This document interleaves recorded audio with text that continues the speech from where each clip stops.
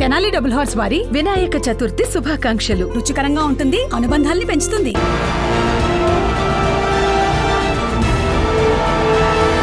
అమాయకులతో మాటలు కలపడం, తెలిసిన వారి దగ్గర నుంచి అప్పులు తీసుకోవడం, తిరిగి చెల్లించకుండా వారి ప్రాణాలు తీయడం, ఇలా వరుసగా హత్యలు చేస్తున్న ముఠా గుట్టు రట్టయింది. ఇద్దరు మహిళలతో కలిసి తల్లి కుమార్తె ఈ దారుణాలకు పాల్పడుతున్నారు. కత్తి వేటు పడకుండా, నెత్తుటి మరకలు లేకుండా సీరియల్ హత్యలు చేస్తూ అడ్డంగా బుక్కయ్యారు.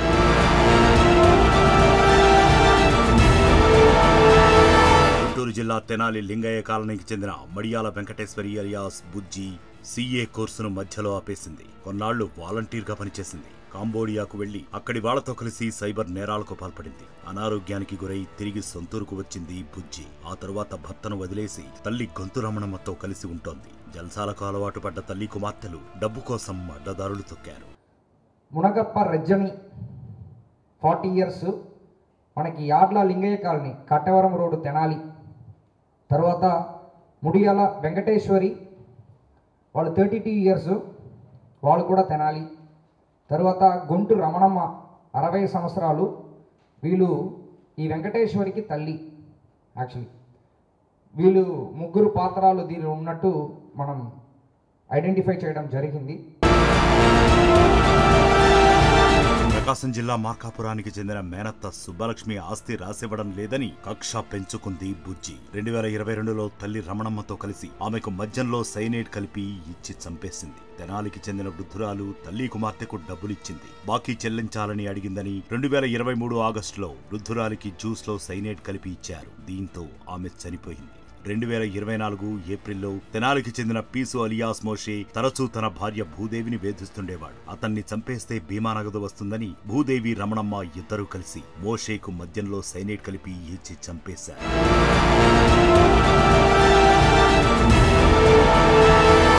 ఏడాది జూన్లో తెనాలికి చెందిన రజనీతో కలిసి నాగూర్ బి అనే మహిళను హత్య చేశారు. ఆమెకు బ్రీజర్లో సైనైడ్ కలిపి తాగించారు. తెనాలికి చెందిన వాలంటీర్ అన్నపూర్ణ, వరలక్ష్మి, మీరాబీలపై హత్యాయత్నానికి పాల్పడ్డారు.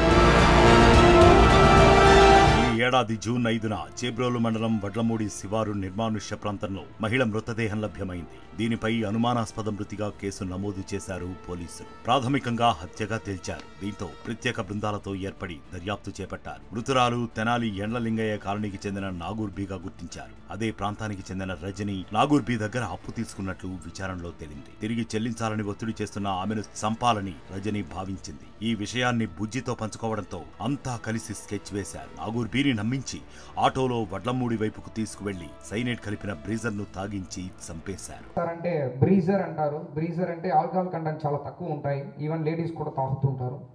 దాంట్లో సైనైడ్ని కలిపి అక్కడ ముగ్గురు తాగుతున్నలో ఆవిడకి ఎవరక్కడ చనిపోయారో దానికి బ్రీజర్లో కలిపి సైనైడ్ని కలిపి ఇవ్వడం జరిగింది.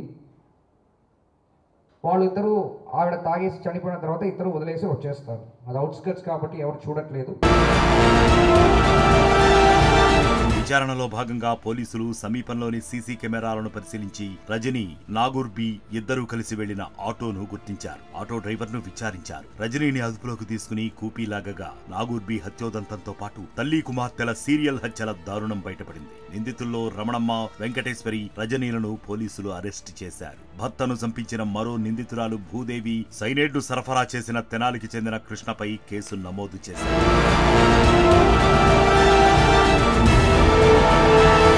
మరిన్ని వీడియోస్ కోసం ఛానల్ ని సబ్స్క్రైబ్ చేయండి. లేటెస్ట్ అప్డేట్స్ కోసం వాట్సాప్ ఛానల్ ని ఫాలో చేయండి. అండ్ లింక్ డిస్క్రిప్షన్ లో ఉంది.